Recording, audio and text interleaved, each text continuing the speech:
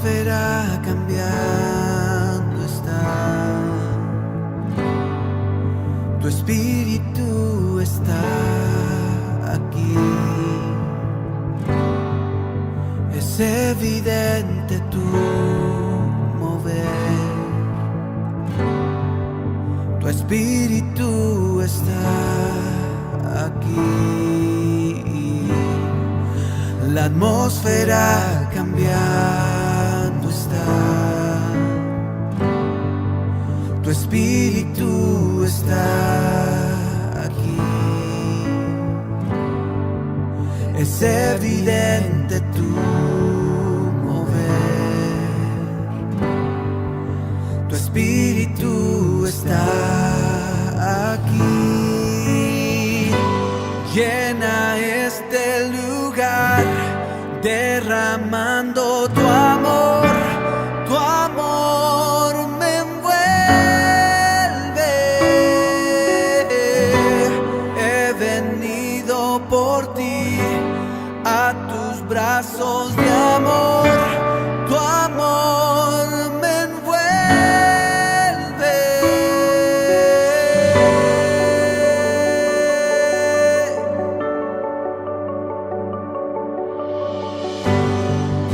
La atmósfera cambiando está. Tu espíritu está aquí. Es evidente tu mover.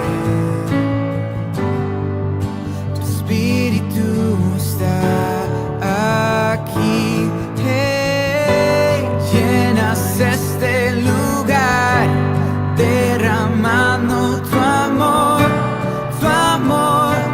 me envuelve.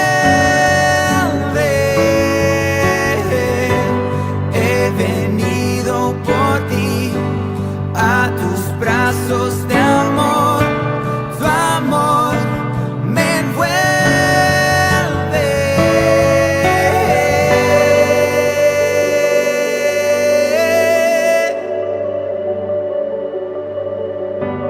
Que tu poder descienda hoy, venga tu reino,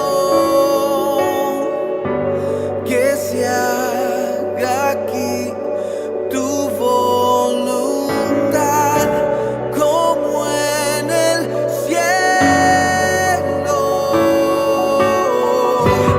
Que tu poder descienda hoy, venga tu reino,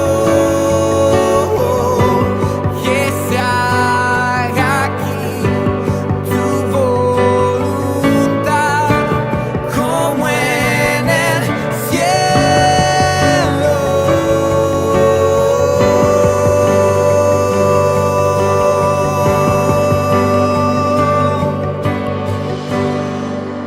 Milagros pueden suceder. Tu espíritu está aquí. Tu espíritu es evidente tu mover.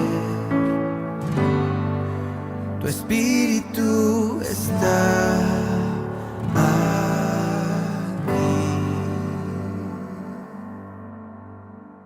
Muy buenos días, tardes o noches, o no sé a qué horas estés viendo este video. Pues vamos a entrar de lleno. Recuerda que estamos en la serie de comunión con Dios, construyendo nuestra comunión con Dios. Recuerda que estamos en la última columna, es la última clase, sesión, no sé cómo tú le estés llamando, de esta serie tan hermosa que es comunión con Dios. Y la última columna es trabajar con Dios. Te recuerdo un poquito las tres anteriores. La primera era la oración, la segunda es la meditación de las Escrituras, la tercera columna es la obediencia y la cuarta columna es trabajar con Dios, ¿verdad? Y queremos entrar de lleno a este tema. Dice, tenemos dos opciones. La primera es trabajar con Dios y la segunda es trabajar para Dios. Parece lo mismo, pero no es igual, no es exactamente lo mismo. Las palabras son muy parecidas, pero el con y el para hace una gran diferencia. El anhelo de Dios no es utilizarnos para expandir su reino. El anhelo de Dios es vivir en y a través de nosotros para expandir su reino. Esa es la gran diferencia, ¿verdad? Quiero que vayas conmigo a Juan capítulo 5, en el verso 17 dice de la siguiente manera: Jesús les respondió: mi Padre hasta ahora trabaja y yo trabajo. Jesús era alguien que trabajaba con Dios. Por eso él hace esta referencia en Juan capítulo 5, verso 17. Él decía que su padre trabajaba y él también. Ellos trabajaban juntos, trabajaban en comunión. Recuerda, una vez más te recuerdo que la comunión es más que una relación bilateral. Una comunión con Dios real, verdadera y completa tiene que ver con ser uno con Dios, con el Señor. Por eso es que Jesús también dijo que el Padre y Él eran una sola cosa, era una perfecta comunión. Y esa es la comunión a la cual hemos sido llamados tú y yo, a tener una perfecta comunión con el Hijo. Que el Hijo y tú sean una sola cosa, que tú y el Hijo y yo y todos los que conformamos la iglesia seamos una sola cosa con Él, ¿verdad? Por eso es que Jesucristo decía: mi Padre trabaja y yo también trabajo. Ellos eran una sola cosa, operando en la tierra, trabajando en la tierra a través del cuerpo de Jesús. Y es lo mismo hoy. Hoy Jesucristo está a la diestra del Padre, pero su cuerpo está aquí en la tierra y trabaja el cuerpo de Cristo. El cuerpo de Cristo, que somos tú y yo, trabajamos, y el Padre también trabaja también a través de nosotros. Él no nos quiere utilizar. Él quiere que su vida esté en nosotros y que a través de nosotros pueda influenciar esta tierra y todo lo que nos rodea, ¿verdad? Es muy diferente trabajar para Él que trabajar con Él, ¿verdad? Hay personas que utilizan a la gente para sus intereses personales, para su propio reino. Incluso dentro de las iglesias existe esta mala práctica, ¿verdad? Estamos hablando de liderazgos que usan a las personas para expandir su reino personal, su fama y su estatus delante de los demás. Incluso se imparten cargos para que ellos mismos queden en la cima de la pirámide, ¿verdad? Esto no debe ser así.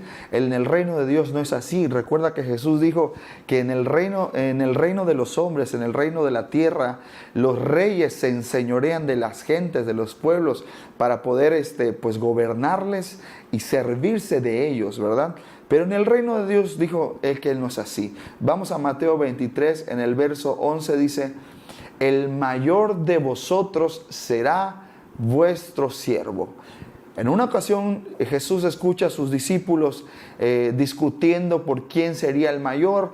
Me imagino tal vez a Pedro diciendo: bueno, chicos, seguramente yo soy el mayor, porque recuerden, ¿quién de todos nosotros caminó sobre las aguas, verdad? O me imagino tal vez a Juan diciendo: bueno, yo creo que seré el mayor, porque ¿quién de ustedes está más cerca del maestro? ¿Quién de ustedes es más íntimo sino yo, verdad? Yo soy el que me recuesta a su pecho, yo lo puedo escuchar, así que yo creo que seré el mayor, ¿verdad?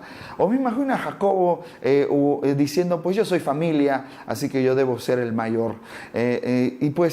Estaban en una discusión y Jesús se acerca y les dice: el mayor de ustedes será vuestro siervo, ¿verdad? Y deja una pauta, deja la plomada, diciendo que en el reino de Dios la gente que se quiera enseñorear será humillada, pero la gente que se humilla delante de la poderosa mano de Dios será exaltada, ¿verdad? No es el mismo parámetro que Dios usa que el mismo que nosotros usamos, el de la meritocracia, sino que Él es a través de su gracia y de acuerdo al escogimiento suyo es que Él trabaja con la gente. Él determina quién es quién en el reino de Dios.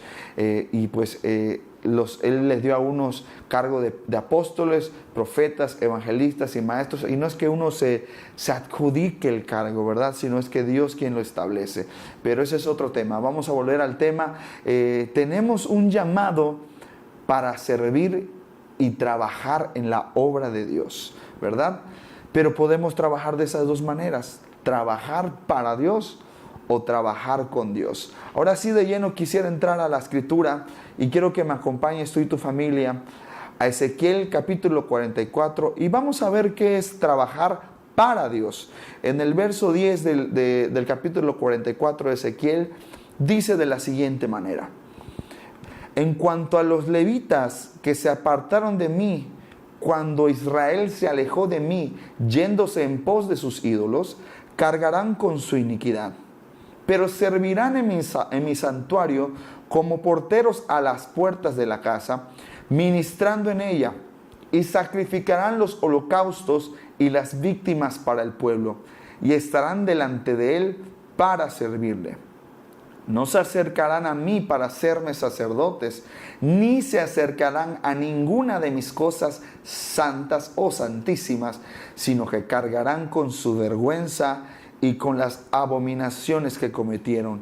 Pero los establezco como guardas encargados de la custodia de la casa para todo el servicio de ella y para todo lo que en ella haya de hacerse, ¿verdad? Este es un ejemplo de cómo es servir, de cómo es trabajar para Dios, ¿verdad? Estamos narrando una ocasión en la que los levitas juntamente con el pueblo se apartaron. Los levitas eran los llamados a decirle al pueblo: hey, ¿a dónde van? ¿Para qué es el camino? Hey, ¿para dónde van? Aquí es lo que Dios nos ha enseñado. Hey, ¿para dónde van? No a los ídolos, sino a Jehová hemos de servir.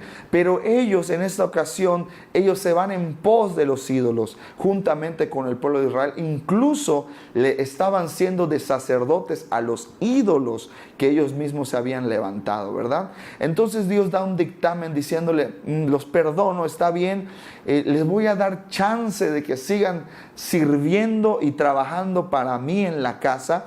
Le van a servir al pueblo, van a seguir ministrando para el pueblo, pero no se van a acercar más a mí, ni me van a servir a mí. Le van a servir al pueblo y van a seguir teniendo su ministerio, pero ya no se acercarán a mí, ¿verdad?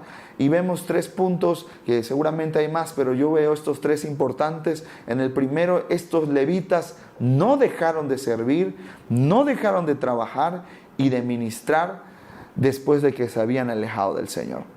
Vemos que podemos seguir ministrando, podemos seguir sirviendo, podemos seguir haciendo las cosas que hacemos, predicando incluso, cantando en algún evento de alabanza, tocando, poniendo las mesas, las sillas. Podemos estar ejerciendo algún ministerio todavía a pesar de que no estemos cerca de Dios. Podemos seguirlo haciendo porque recuerda que el llamado y los dones de Dios son irrevocables, ¿verdad? Ese es el primer punto que yo veo en esta historia que estamos leyendo, en este relato bíblico, de que podemos ser gente que ministra, que sirve, estando lejos de Dios. Eso es muy grave, porque a veces creemos que, a veces cuando nos salen bien las cosas, creemos que Dios tenemos la aprobación de Dios, pero no necesariamente tiene que ser así. El que nos vaya bien y nos salgan bien las cosas no significa precisamente que estamos bien delante de Dios, ¿verdad? La segunda cosa que yo veo era que serían vistos y conocidos por la gente. Incluso podemos ser ministros famosos, podemos tener cierta fama, ser famosillos, y no significa que tengamos la aprobación de Dios. Podemos salir en YouTube, en las redes sociales, tener millones de visitas, millones de suscriptores y ser gente reprobada delante de Dios, pues estamos lejos de Él. Podemos hablar de Jesús, podemos hablar de su reino, de sus cosas y no ser personas cercanas a Dios. Ese es el segundo punto que yo veo. El tercer punto es que estaban establecidos por Dios, encargados de guardar la casa de Dios y todo lo que en ella tenía que ver con ella, ¿verdad? Como ya hemos estipulado, sí, el ministerio es quien Dios lo da. Sin embargo, que seamos llamados por Dios y que estemos ejerciendo un ministerio establecido por Dios, no significa que seamos aún gente aprobada. Para ser gente aprobada se necesitan otras cosas que no es el tema de hoy. Sin embargo, sería bueno que tú y yo a través de la Biblia investigáramos cómo ser aprobados delante de Dios. Aprobados no significa ser perfectos. No hay ministerio perfecto, porque los ministerios son hombres y los hombres somos imperfectos. Todos tenemos áreas en las que Dios está trabajando, áreas en nuestra vida que estamos nosotros trabajando, cosas que poner en orden, en las que Dios nos está ayudando con su gracia a salir adelante. Pero ser aprobados no es ser perfectos. Ser aprobado tiene que ver con alguien que quiere ser constantemente perfeccionado, que está dispuesto a dejar lo que tiene que dejar, los hábitos que tenga que dejarlos, está dispuesto a dejarlo, las costumbres que tenga que dejar, está dispuesto a dejar esas costumbres, las cosas que sean necesarias hacer, estamos dispuestos a hacerlo. Eso es ser aprobado delante de Él, ser gente enseñable, ser gente que se deja instruir, ser gente que se deja guiar, ¿verdad? Ser gente, como Pablo dijo, es gente irreprensible, gente que antes de que le digan ya está componiendo su situación, ¿verdad?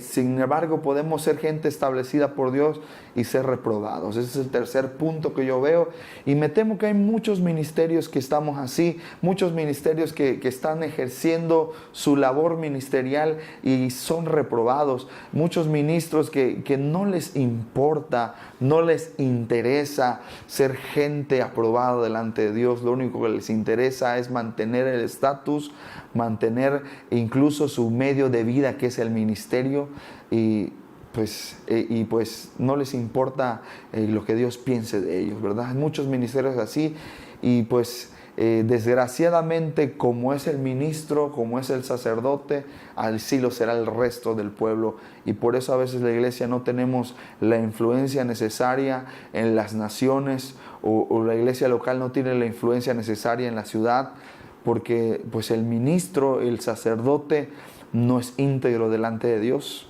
¿verdad? Y pues ese es el problema que hoy tenemos como iglesia en la actualidad. No tenemos la relevancia que quisiéramos. Y pues ese es trabajar con Dios. Seguimos trabajando para Dios, seguimos haciendo cosas para Él. Yo no quisiera ser un ministro que hace cosas para Dios, sino yo quisiera ser un ministro que hace las cosas que Dios quiere, ¿verdad? Y para eso es necesario trabajar con Dios. Y yo quiero que veamos ahora en el mismo capítulo qué es trabajar para Dios, ¿verdad? Ya vimos que los sacerdotes anteriores que se alejaron, ellos estarían lejos del corazón de Dios, no conocerían sus cosas más íntimas y no tendrían intimidad con Dios, ¿verdad? Como leímos. Ahora queremos ver qué es trabajar con Dios. Y quiero que vayas al mismo capítulo, desde el verso 15 al 23. Vamos a leer un poquito más la Biblia. Dice: pero los sacerdotes levitas, hijos de Sadoc, que guardaron el ordenamiento del santuario cuando los hijos de Israel se apartaron de mí, ellos son los que se aproximarán a mí para servirme y estarán delante de mí para ofrecerme la grosura y la sangre, dice Adonai el Señor. Ellos entrarán en mi santuario, se acercarán a mi mesa para servirme y guardarán mis ordenanzas. Cuando entren por las puertas del atrio interior, se vestirán vestiduras de lino, no llevarán sobre ellos cosas de lana cuando ministren en las puertas del atrio interior dentro de la casa. Llevarán turbantes de lino sobre sus cabezas y calzoncillos de lino sobre sus lomos. No se ceñirán cosa alguna que provoque sudor. Y cuando salgan al atrio exterior, al atrio de afuera donde está el pueblo, se quitarán las vestiduras con que ministraron. Vamos adelante, en el verso 20 dice: no se raparán sus cabezas. El 21 dice: ninguno de los sacerdotes beberá vino cuando haya de entrar en el atrio interior. En el 22 dice: no tomarán por mujer a viuda ni a repudiada. Y por último, el 23 leemos: y enseñarán a mi pueblo la diferencia entre lo santo y lo profano, y les enseñarán a discernir entre lo impuro y lo puro. Qué tremendo, ¿verdad? La gran diferencia entre ser gente que está cercana a Dios y gente que solamente trabaja para Dios. El primer punto que yo puedo sacar de esto es el siguiente.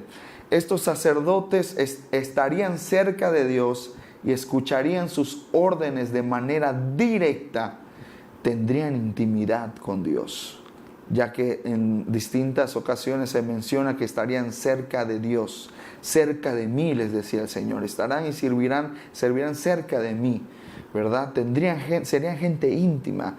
En los evangelios vemos cómo había gente que había decidido seguir a Jesús a pesar de todo lo que dejaron. Se habían comprometido con Jesús para la causa. Y había gente que solamente le seguía por el beneficio a Jesús. Entonces Jesús, ya que una vez los despedía, les decía: a ustedes que se quedaron conmigo, a ustedes que están cerca, les voy a mostrar mis secretos, ¿verdad? Eso es intimidad con Dios. Intimidad con Dios no solamente es sentir bonito en un cuarto encerrado. Intimidad con Dios es conocer las cosas íntimas de Dios, ¿verdad? Y es a donde Dios nos quiere llevar a ti y a mí, y a donde todo hijo hemos sido llamados a ser íntimos, ¿verdad? La segunda cosa que yo veo es: no les costaría nada el ministrar al Señor. No sería un esfuerzo, sino un deleite y un refrigerio para ellos servirle. Hoy en la actualidad, y nos ha pasado a nosotros, yo creo que a la mayoría de los que servimos al Señor, hay un punto en el que perdemos la intimidad, perdemos la comunión con Dios, perdemos la relación con Dios, o simplemente se ve un poco entorpecida nuestra relación con Dios por distintos factores, por distintas cosas, ¿verdad? Y cuando eso pasa, vemos que empezamos a cansarnos, empezamos a sentir el ministerio, el servicio como una carga. Empezamos a pensar que es algo aburrido, repetitivo, algo cansado. Empezamos a cuestionar la dirección de los que lideran el ministerio. Empezamos a cuestionar al pastor, porque el pastor sigue haciendo esto, porque el pastor no ve esto, y empezamos a ver aquellas cosas que siempre han estado, pero que ahora nos damos más cuenta, ¿verdad? Porque ya estamos cansados, porque estamos empezando a albergar un corazón quejoso. Empezamos a ser gente que se queja. ¿Por qué? Porque ya estamos cansados. Hemos perdido la comunión con Dios, ¿verdad? Y me temo que aún hay gente así en la congregación. Podría ser que tú te sientas así. Podría ser que tú te estés sintiendo cansado, te estés sintiendo agotado del ministerio. Incluso te estás sintiendo a lo mejor diciéndole a tu líder, quiero dejar un rato de servir aquí. Ya quiero ver otras opciones, algo más cómodo, algo que se adapte a mí, ¿verdad? Entonces, significa no otra cosa más que estás cansado y que has perdido la comunión con Dios, ¿verdad? Dios nunca te va a decir: deja de ministrar un rato, hijo, ya estás muy cansado. No, es lo que te va a decir: recupera la comunión conmigo, para que recuperes la gracia y la fortaleza que necesitas, ¿verdad? Entonces hay mucha gente así, y vemos en este pasaje que estos hijos de Sadoc no eran así, sino que hay una ocasión en la que hay un verso en el que les dice: no se ceñirán cosa que les haga sudar. ¿Qué significa esto? El sudor en la Biblia representa y simboliza el esfuerzo humano, el esfuerzo que nosotros hacemos con nuestra fuerza, el esfuerzo que nosotros hacemos con nuestra sabiduría propia y nuestra inteligencia, ¿verdad? Dios no necesita tu sabiduría ni tu inteligencia. Dios lo que necesita es tu corazón, porque si tiene tu corazón, lo tiene todo, ¿verdad? Entonces Dios, cuando tiene a alguien, cuando tiene el corazón de alguien, Dios le da la gracia para que esa persona no trabaje ni sirva con sus fuerzas, sino con la gracia de Dios, ¿verdad? El apóstol del Pablo decía: yo he trabajado más que todos los apóstoles, yo he trabajado más que todos ellos, pero él decía: pero no yo, sino la gracia de Dios en mí, ¿verdad? Él siempre atribuía todo su esfuerzo no a sus fuerzas ni a su motivación, sino a la gracia de Dios que operaba en él. ¿Qué hombre es capaz de hacer todo lo que Pablo hizo? Nadie. Por muy motivado que él pudiera estar, él no podía hacerlo. Era algo sobrehumano lo que él hacía. Era la gracia de Dios en él. La gracia de Dios operando a través de él y en él, ¿verdad? Por muy motivado que te puedas sentir, una persona normal no puede levantar una tonelada, ¿verdad? no lo podría hacer. Por mucha motivación que pueda tener, no podría hacerlo. Sin embargo, una persona con la gracia de Dios literalmente lo podría hacer. Vemos el caso de Sansón. Sansón sin la fuerza de Dios no podía hacer nada, pero con la fuerza de Dios él pudo mover unas columnas y derrotar a todos esos filisteos que dice la Escritura, ¿verdad? La gracia de Dios es importante para poder servir sin que nos cansemos. Y los hijos de Sadoc eran así, no se ceñirían cosa que los hiciera sudar, no ministrarían con un esfuerzo propio, sino lo harían con la gracia de Dios, trabajarían con Dios, ¿verdad? La tercera cosa que yo veo es una constancia de la manifestación de Dios en sus vidas y de una revelación constante, ¿verdad? Dice la Escritura que el corazón entendido, el corazón que tiene revelación, es un banquete continuo, ¿verdad? ¿Dónde lo dice esto? Bueno, dice que no se raparían sus cabezas, ni se dejarían las dejas largas, es decir, no se dejarían el pelo ni tan largo, no se dejarían el pelo crecer tanto, pero tampoco se dejarían pelones, no se raparían, sino que tendrían una medida constante. Eso habla de la constancia de la manifestación de Dios. ¿Te acuerdas de Sansón? Sansón tenía el pelo largo. Cuando él tenía el pelo largo significaba que el pacto de Dios estaba vigente en él. Cuando él se rapó, Dios se alejó de él. Pero una persona que tiene una constancia en la manifestación de Dios es una persona que tiene una revelación constante de Dios, que su vida está sobre las corrientes de las aguas y que da su fruto y que su hoja nunca cae, que siempre estará verde y que dará su fruto en su tiempo. Eso es lo que Dios está buscando y eso es lo que una persona que trabaja con Dios tiene, una manifestación de Dios constante en su vida y una revelación fluyendo en su corazón y en su mente constante de igual manera. La cuarta cosa que yo puedo ver, tal vez si tú sigues leyendo encontrarás más cosas, pero estas son las que más me llamaron la atención. La cuarta es sentidos espirituales despiertos y discernimiento espiritual. Vemos en el verso 23, dice que enseñarían a su pueblo la diferencia entre lo santo y lo profano, y a discernir entre lo impuro y lo puro, ¿verdad? Hoy hay ministros que están enseñando cosas que están mal, que están equivocadas, y toman versículos de la Biblia, sacan versículos de contexto para apoyar y justificar su conducta, ¿verdad? Hay personas que están en adulterio, incluso ministros que incluso ya están empezando a concesionar con el pecado y empiezan a decir que se pueden divorciar y casar si no están sintiéndose felices, y empiezan a agarrar historias como las de David. Pues David tenía concubinas y que este Sansón pues tenía 900 mujeres, y pues ¿por qué yo no? Aun si ellos estaban en el viejo pacto, ¿cuánto más nosotros que estamos en el nuevo no podríamos disfrutar de eso, verdad? Y empiezan a sacar textos e historias de la Biblia fuera de contexto, ¿verdad? Y muchos ejemplos así podemos dar. Gente que usa drogas, que usa alcohol, que empieza a tener actividades que antes reprobaban, pero por causa de que pierdan la comunión con Dios, sus sentidos espirituales y su discernimiento espiritual es entorpecido, ¿verdad? Pero la gente que tiene comunión con Dios, la gente que tiene comunión con Dios y que trabaja para Dios, no se cansa y permanece en sus sentidos sobrios. Hay sobriedad en sus sentidos espirituales y puede discernir lo santo y lo profano, puede discernir lo bueno y lo malo, ¿verdad? Y estamos llamados no a seguir una serie de reglas bíblicas. Tú y yo estamos primeramente llamados a tener discernimiento. Si tú y yo crecemos en el conocimiento bíblico y no crecemos en el discernimiento, tú y yo nos vamos a convertir en gente legalista, gente que toma versos de la Biblia para justificar malas conductas o para ser gente que solamente pone carga sobre otra gente, ¿verdad? Dios nos está llamando a ser gente de discernimiento espiritual, sobre todo en este tiempo en el que muchas doctrinas falsas están llegando de manera más fácil a través del internet, a través de YouTube, de Facebook.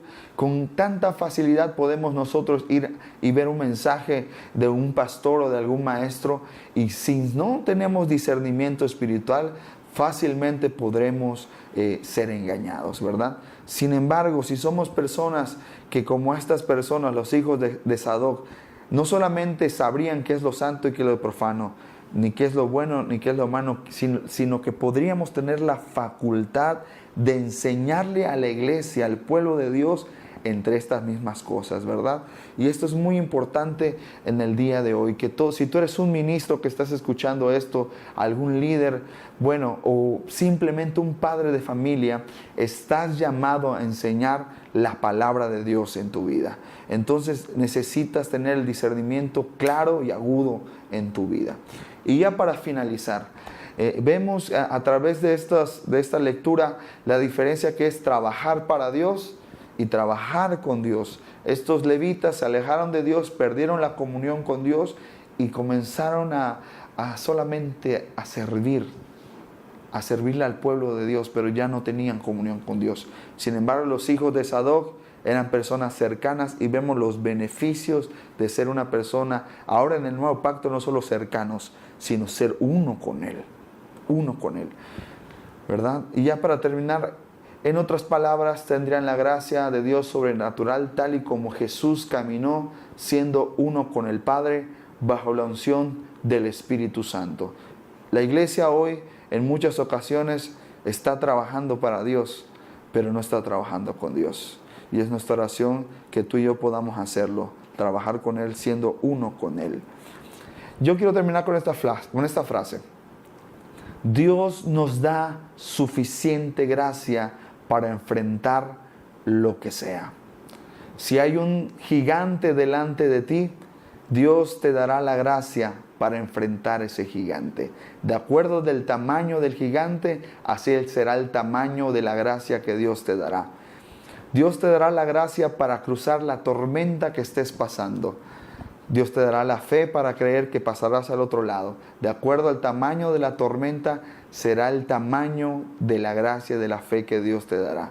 Y resumiendo esta serie hermosa, culminamos con este resumen. Recuerda, necesitamos edificar la columna de oración, la columna de la meditación de las Escrituras, la columna de la obediencia y, por último, la columna de trabajar con Dios. De esta manera, si en nuestra vida ejercitamos estas 4 columnas, tendremos una comunión completa con Dios, y todos se van a dar cuenta de que no solamente tú estás con Dios, sino que Dios está contigo.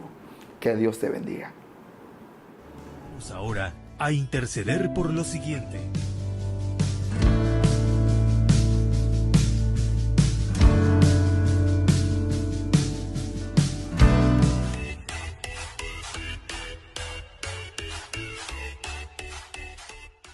Iglesia Restauración te invita este domingo 29 de julio a sus bautizos durante nuestras 2 reuniones, 9 de la mañana y 12 del día. Para mayores informes, acércate a nuestro módulo de información al término de nuestra reunión.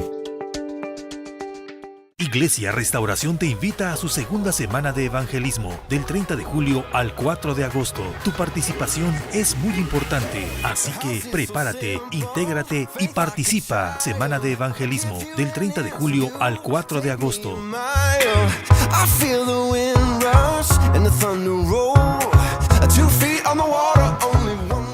Iglesia Restauración te informa que este domingo 5 de agosto tendremos una sola reunión a las 10 de la mañana, donde celebraremos nuestro día de comunión.